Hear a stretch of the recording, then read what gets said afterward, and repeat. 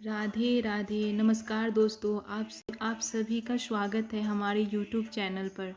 आज हम आपके लिए भाई बहन का पवित्र त्यौहार रक्षाबंधन की बहुत ही सुंदर कहानी लेकर आए हैं।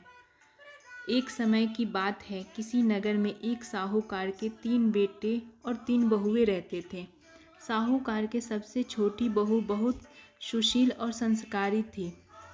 साथ ही वो भगवान श्री कृष्ण की अनन्य भक्त थी।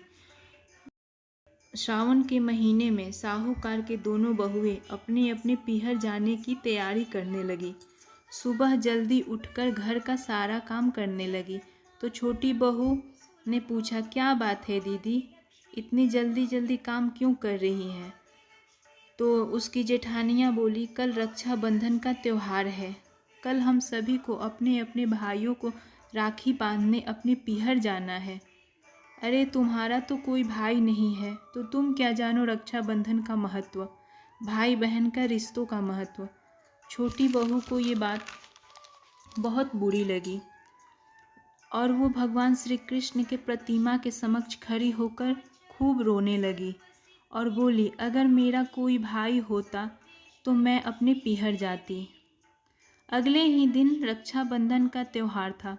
सुबह छोटी बहू के दूर का रिश्ते का भाई आकर साहूकार को बोला, ये मेरी बहन है, मैं इसके दूर का रिश्तेदार का भाई हूँ और मैं इसे रक्षाबंधन के त्यौहार पर अपने साथ इसे घर ले जाने आया हूँ। तब साहूकार के बेटा बोला, लेकिन इसका तो कोई भाई नहीं है, कौन हो तुम? लेकिन उसके समझाने पर साहूकार और उसका बेटा मान गया और छोटी बहू को उसके साथ भेजने को तैयार हो गए। परंतु छोटी बहू के पति के मन में कुछ शंका थी। वो बोले, आप इसे ले तो जाइए, लेकिन इसको लेने मैं खुद आऊँगा। ऐसा कहकर उन्होंने छोटी बहू को उसके साथ रवाना किए। रास्ते में चलते चलते छोटी बहू ने अपने भाई से कहा, भैया तुम इतने सालों तक कहाँ थे और पहले मुझसे रक्षाबंधन पर राखी बंधवाने क्यों नहीं आए? तो उसका भाई ने बोला, मैं 7 समुंदर पार देश में कमाने गया था और वे दोनों अपने घर पर पहुँचे तो घर में भाभी ने अपने नंद का खूब स्वागत किया, खूब लाड किया। फिर उन्होंने रक्षाबंधन का त्यौहार मनाया। ऐसे ही हंसी खुशी कुछ दिन बीत गए। एक दिन छोटी बहू के पति उसे लेने घर आए। महल जैसा घर और ऐशो आराम देखकर वो चकित रह गया। भाई और भाभी ने उसका खूब स्वागत किया, आओ भगत किए। अगले ही दिन सुबह सुबह उसके भाई और भाभी ने उसके घर के लिए रवाना किए। विदा करते समय उसे खूब सोना चांदी हीरा जवाहरात दिए और विदा किए।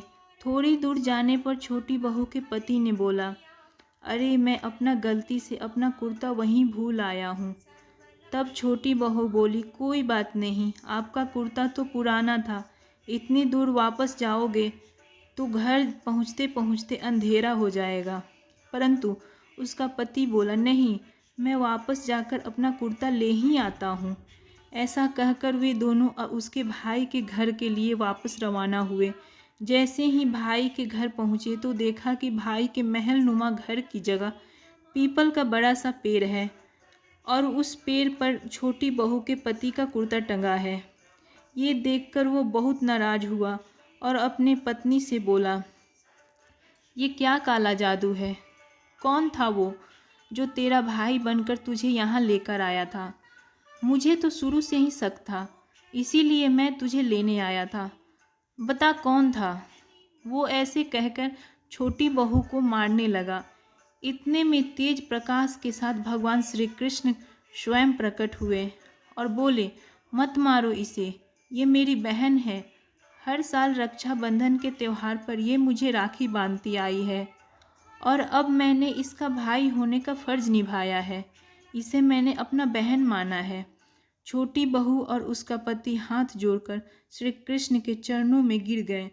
तो दोस्तों, कैसी लगी ये आपको भाई बहन की पवित्र रिश्तों की कहानी? धन्यवाद कहानी सुनने के लिए।